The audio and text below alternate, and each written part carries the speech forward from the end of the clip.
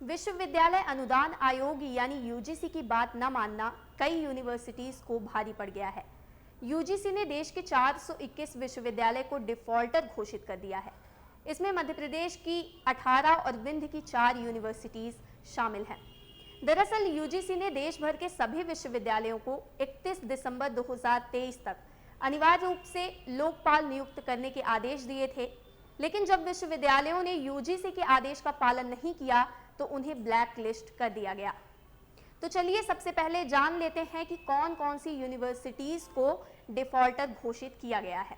अटल बिहारी वाजपेयी हिंदी विश्वविद्यालय भोपाल, धर्मशास्त्र national law विश्वविद्यालय Jabalpur, doctor BR Ambedkar university of social science Indore, Jawaharlal Nehru कृषि विश्वविद्यालय जबलपुर, जीवाजी विश्वविद्यालय Gwalior, Madhya Pradesh medical science university Jabalpur, महाराजा छत्रसाल बुंदेलखंड विश्वविद्यालय छतरपुर, महर्षि पाणिनि संस्कृत एवं वैदिक विश्वविद्यालय उज्जैन। डिफॉल्टर घोषित हुई मध्य प्रदेश की 18 में से 4 यूनिवर्सिटी विंध्य की हैं। अवधेश प्रताप सिंह विश्वविद्यालय Rewa, Makhanlal Chaturvedi national university of journalism and communication, Pandit SN शुक्ल विश्वविद्यालय शहडोल, महात्मा गांधी चित्रकूट ग्रामोदय विश्वविद्यालय चित्रकूट। रीवा के अवधेश प्रताप सिंह विश्वविद्यालय का नाम इस लिस्ट में टॉप पर है। इस विश्वविद्यालय में करीब 10 से 12 हजार बच्चे पढ़ते हैं और विंध्य के कई कॉलेज इस विश्वविद्यालय से जुड़े हुए हैं, यानी करीब 2 से 2.5 लाख बच्चों का भविष्य इस विश्वविद्यालय पर आधारित है। ऐसे में इसके ब्लैक लिस्ट होने का क्या असर होगा और यूजीसी की बात ना मानने की क्या वजह थी, इस बारे में विंध्य फर्स्ट ने APS के कुल सचिव सुरेंद्र सिंह परिहार से बात की। जानिए उनका क्या कहना है।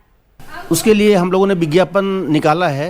पहले 4/10 को निकाला था अक्टूबर में, उसमें आवेदन नहीं आया। चूँकि आवेदन नहीं आया तो नियुक्त नहीं हो पाई। पुनः हम लोगों ने 18 जनवरी को फिर से आवेदन किया है। आवेदन क्या कि विज्ञापन किया है और 12 तारीख उसकी लास्ट डेट है, 12 फरवरी।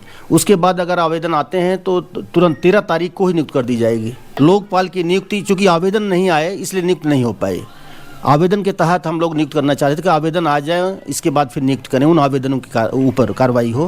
तो पहली बार विज्ञापन में आवेदन नहीं आया। अभी 12 फरवरी लास्ट डेट है। विज्ञापन आने के बाद ये आवेदन आने के बाद तुरंत नियुक्त कर दी जाएगी 13 तारीख को।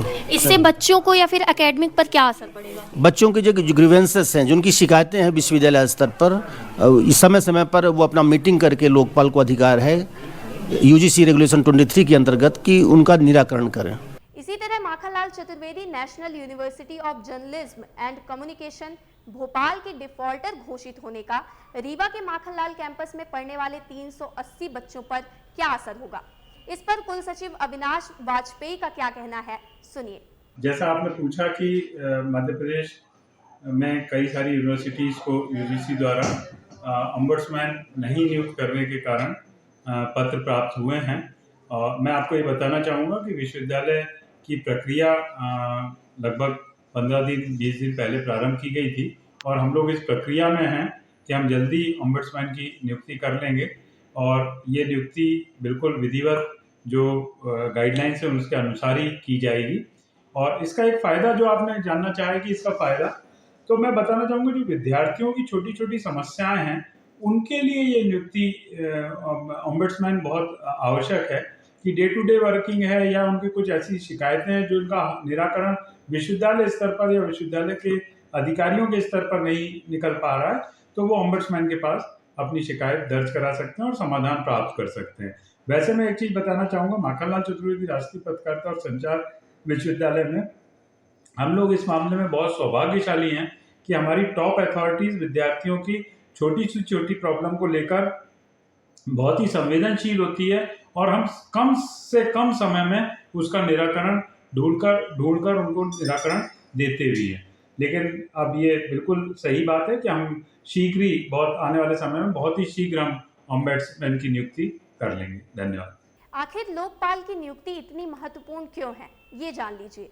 यूजीसी ने छात्रों की शिकायतों के लिए शिकायत निवारण विनियम 2023 अधिसूचित किया है, जिसके तहत प्रवेश संबंधी गड़बड़ी, फीस, सर्टिफिकेट वापस न करना, उत्पीड़न, परीक्षा संचालन में अनियमितता, छात्रवृत्ति, आरक्षण नियमों का पालन न करना जैसी कोई भी शिकायत लेकर छात्र लोकपाल के पास जा सकते हैं और लोकपाल को इन शिकायतों का निपटारा 15 दिन में करना होगा।